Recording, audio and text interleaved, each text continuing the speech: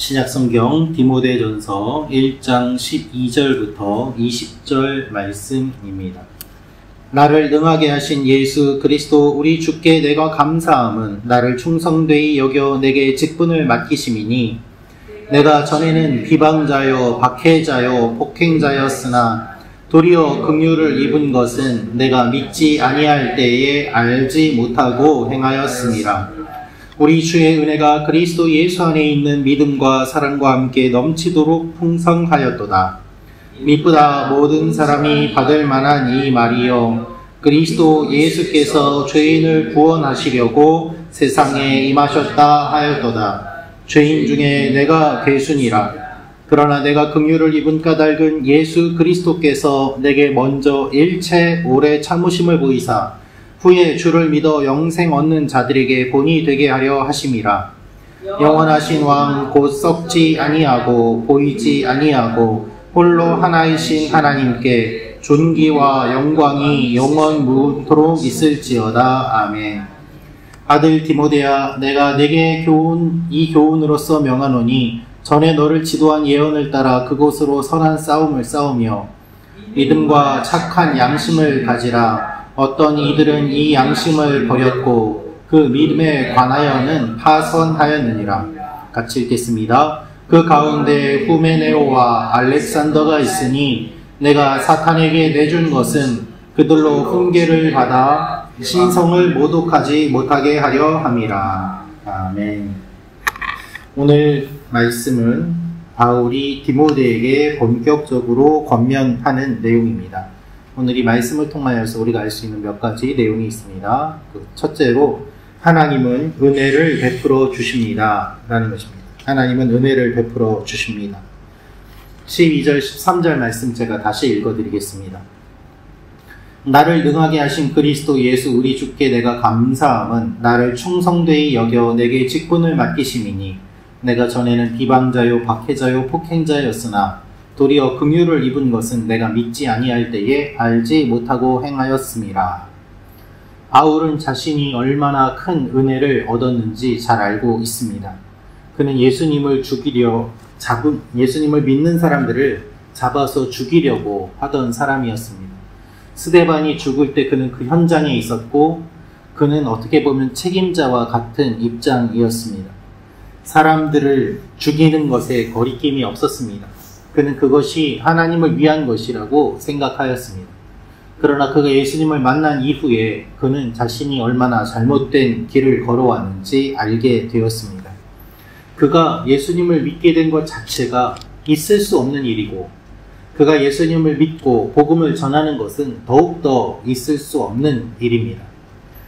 예수님을 믿는 사람들 입장에서 봤을 때는 저 사람이 우리를 죽이려고 그렇게 다녔는데 어떻게 저 사람이 우리의 지도자가 된단 말인가 라며 저항하는 것이 당연하였습니다. 그런데 바울이 생각해 보니 그가 예수님을 믿고 복음 전하는 사도로 이렇게 다닐 수 있게 된 것 자체가 하나님의 놀라운 은혜요 엄청나게 큰 사랑임을 그는 알고 또한 평생을 그것을 기억하며 살고 있습니다. 하나님께서 이렇게 하신 이유는 무엇인가 하면 바로 교회 때문입니다. 복음이 전하여지고 교회가 세워지고 예수 믿는 자의 수가 많아지도록 나를 충성되이 여겨 내게 직분을 맡기셨다라고 이야기를 하고 있는 것입니다. 자격 없는 그를 하나님이 불러주시고 하나님의 사람으로 세워주시고 복음을 전하게 하시고 교회의 리더가 되게 하십니다. 여러분, 우리는 은혜가 없으면 살아갈 수 없습니다. 우리가 사는 모든 것이 다 은혜입니다. 하나님이 은혜를 주셔서 우리가 예수를 믿게 되었고 하나님이 은혜를 주셔서 우리가 이 자리에 나올 수 있게 되었고 하나님이 은혜를 주셔서 우리가 기도할 수 있는 것입니다. 하나님은 은혜를 베풀어 주시는 분이십니다. 예수님을 비방하고 예수님 믿는 사람들을 잡아 죽이려고 다녔던 바울까지도 품어주신 하나님이 우리도 품어주셔서 이곳까지 올 수 있게 하신 것입니다. 오늘도 이 하나님의 은혜를 사모하며 나아가는 여러분과 제가 되기를 기도합니다. 두 번째로 알 수 있는 것은 우리를 부르신 목적을 바르게 알아야 합니다 라는 것입니다. 우리를 부르신 목적을 바르게 알아야 합니다. 16절 말씀 같이 읽겠습니다. 시작. 그러나 내가 긍휼을 입은 까닭은 예수 그리스도께서 내게 먼저 일체 오래 참으심을 보이사 영생 얻는 자들에게 본이 되게 하려 하심이라. 아멘. 하나님은 우리를 향한 계획을 갖고 계십니다. 그 계획은 하나님을 위한 것임과 동시에 우리를 위한 것이기도 합니다. 하나님의 백성들을 구원하시고 하나님의 영광을 나타내기 위해 우리를 사용하십니다. 그래서 바울은 자신의 연약한 부분을 감추지 않고 그대로 이야기하고 있습니다. 하나님께서 나를 구원해 주신 이유는 하나님의 영광을 나타내도록 하기 위함이다 라는 것이죠. 여러분, 이것을 사명이라고 합니다. 15절에 믿보다 모든 사람이 받을 만한 이 말이여 라고 되어 있는데, 이 말은 목회서신에 5번 나오는 표현입니다. 이 표현을 통해서 모든 사람에게 주시는 하나님의 은혜를 설명합니다. 바울은 하나님의 은혜로 자신의 사명을 기억하고 신약 성경의 반을 기록하는 일을 감당합니다. 여러분, 하나님이 여러분을 향한 계획을 갖고 계십니다. 바울을 구원해 주시고 성경을 기록하게 하시고 교회를 세우게 하시는 사명을 주신 하나님, 하나님이 우리를 불러주신 것도 우리에게 사명을 주시기 위함입니다. 우리의 인생은 그냥 태어나서 먹고 마시고 살다가 이 세상을 떠나는 것이 아니라 이 세상을 살아가는 가운데 하나님의 일들을 감당하고 하나님이 주신 사명을 감당하기 위해 주어진 것임을 기억해야 합니다. 가정을 세우고 이웃을 사랑하고 하나님을 사랑하는 이 사명이 오늘 우리 삶 가운데도 이루어지도록 기도하는 여러분과 제가 되기를 소망합니다.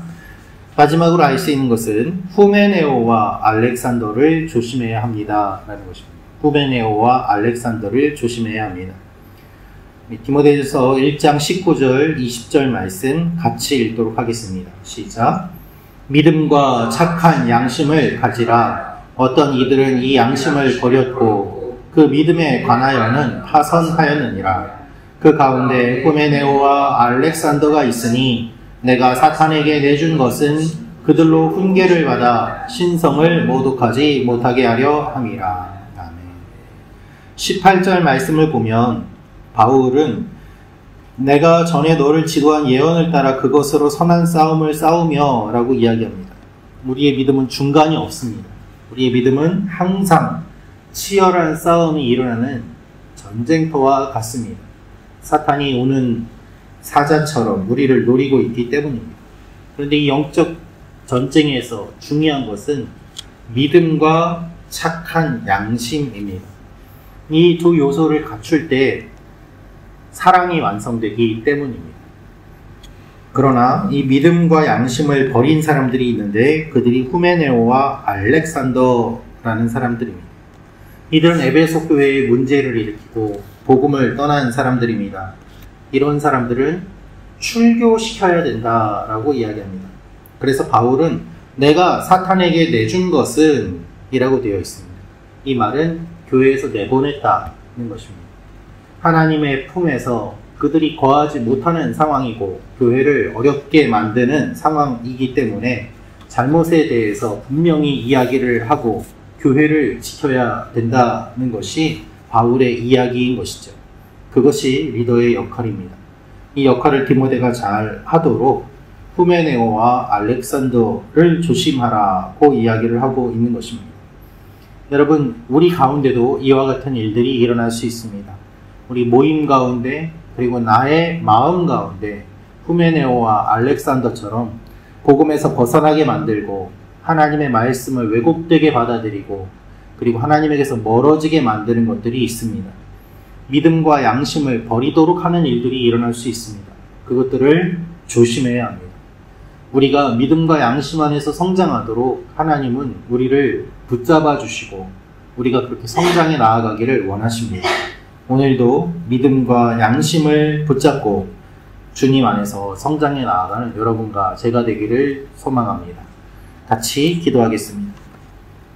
참 좋으신 아버지 하나님, 우리 가운데 있는 악한 세력들 잘 분별하게 하시고 우리에게 주신 사명을 기억하게 하시고 은혜를 붙잡고 주님 앞에 나아가는 오늘 하루가 되게 하여 주옵소서.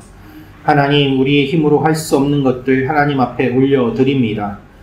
우리가 주님을 몰랐을 때, 주님을 떠났을 때 우리는 죄인이요, 죄인 중에도 괴수였는데 하나님께서 우리를 불러주셔서 하나님의 일을 감당하게 하시고 기도하게 하심을 감사합니다. 이 감사를 잊지 않고 이 아침에도 주님과 동행하며 기도하게 하시고 또한 우리의 기도로 주님의 일들이 이 땅 가운데 일어나는 놀라운 역사가 이루어지게 하여 주시옵소서.